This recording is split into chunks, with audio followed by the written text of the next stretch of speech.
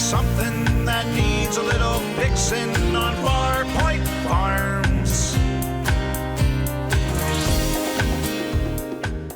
Hey guys, it's Eric. Hey, look, I wanted to take a time and do a little throwback Thursday thing, which I've done before on this channel. The Harbor Freight manual tire changer is an awesome tire changer, and it's like no money. Even with inflation going through the roof, it doesn't cost a whole lot. I think you can still get these things for less than 40 bucks.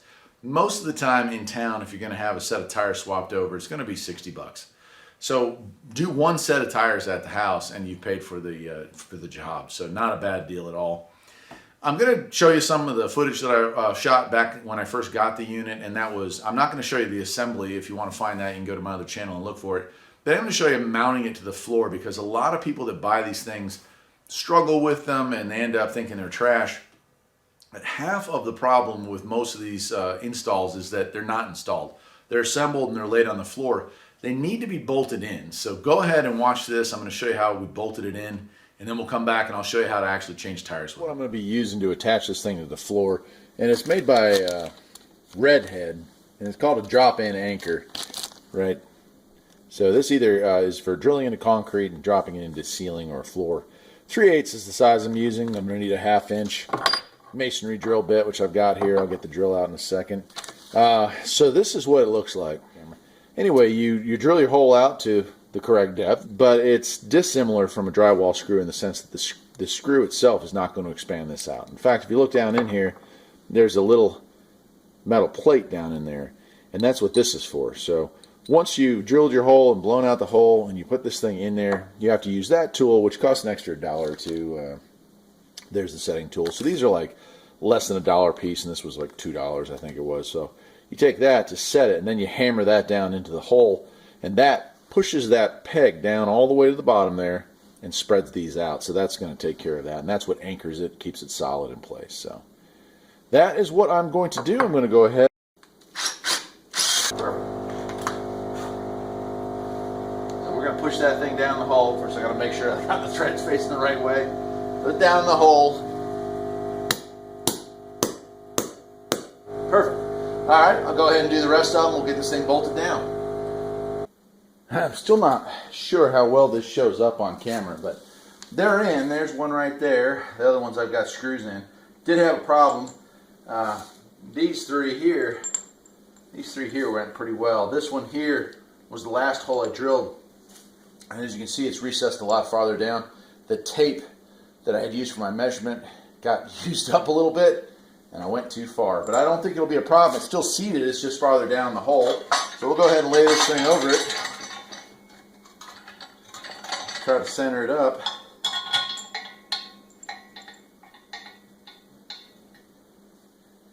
Now they have some washers for the final assembly. I'm just kind of curious if I got everything lined up properly.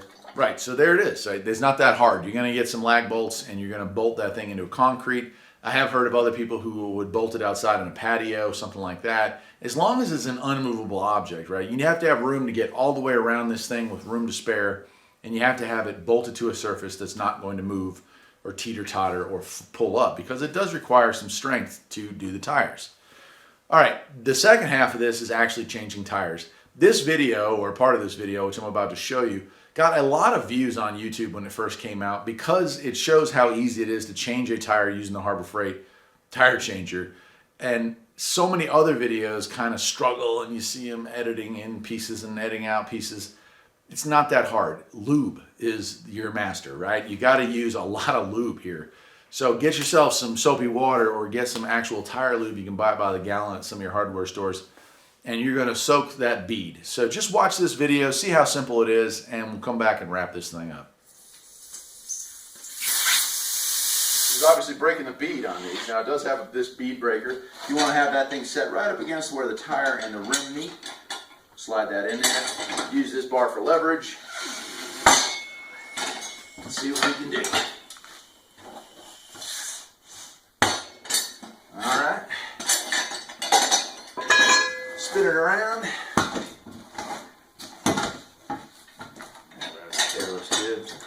Same thing, we're just going to continue to break that bead. There we go. So that side's busted. That actually worked fairly easily. Go ahead and flip it over. Do the front side.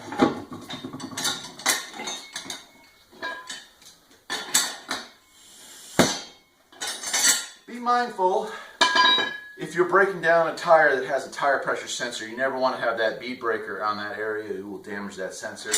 That's kind of a costly mistake. This is an older car, it does not have that, so not as much of a concern.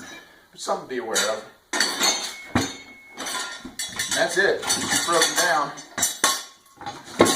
So it's time for step 2. Let's get this thing mounted on here. Here has this piece right here, and that is to put through one of the lug holes. This piece spins on and off, and then that's our centering ring. So go ahead and lay those on the ground. Try to get this thing mounted up.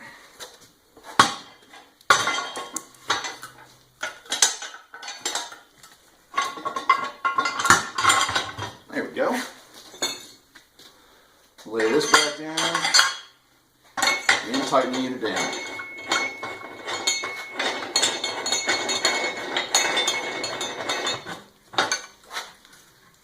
Now the manual doesn't really describe how tight it needs to be, but I'll go ahead and give it a good tug. Cool. All right.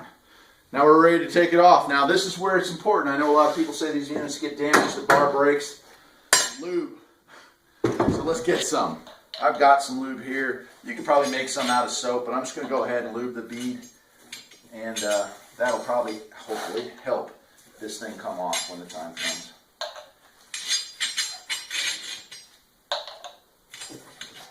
Alright, that ought to work.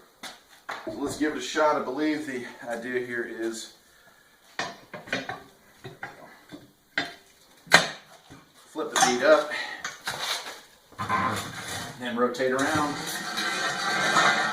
Yeah, that wasn't so bad now, was it, for our first try? I'll put a little more lube on there, and it should come off relatively easy. This doesn't hurt the rubber. Some people use soap. I have heard people say that they feel like soap damages the rubber. I don't know if I believe that or not, but take it for whatever you want.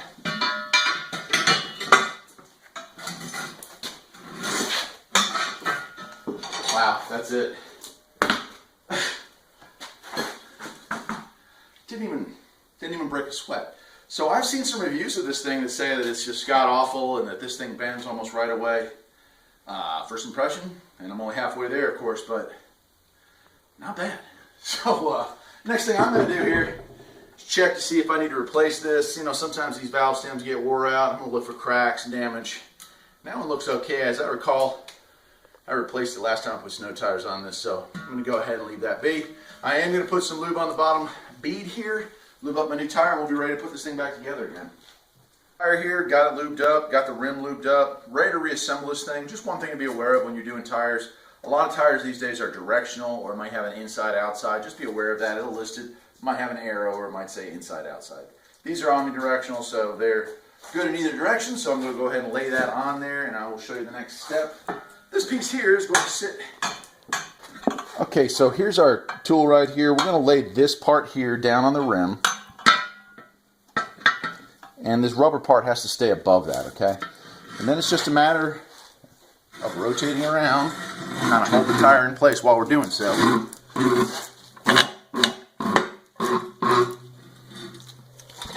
And she's in. All right? If the lube is starting to dry, by all means put more lube in there.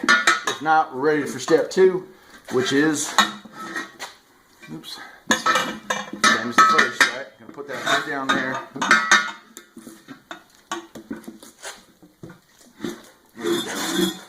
Kind of hold it in place. And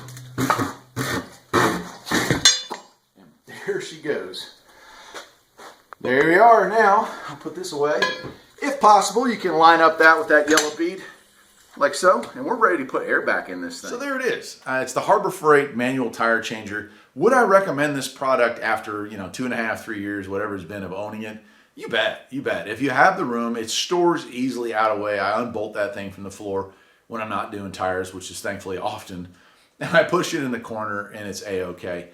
The weak spot on the unit would have to be the bar. I did actually bend mine a little bit. It's still usable. I still use it. But you can get a $3.99 also at Harbor Freight, just tire iron, and use that to take the tire off. So I usually break the bead with the red one, that comes with the kit. And I just use the $3 one, which is a solid piece of pretty tough steel to take the tire the rest of the way off. Not a tough job. If you are struggling, if you are putting a ton of effort into it, if the unit seems to be tweaking or bending, you're doing something wrong. Okay, work with the tire, not against the tire. Usually if you push down or pull up on a tire, you're going to get the spacing that you need to make this job work. I guess that'll do it for today. In a week or two, I'll do the balancing video, another throwback, and I'll show you how easy it is to static balance tires.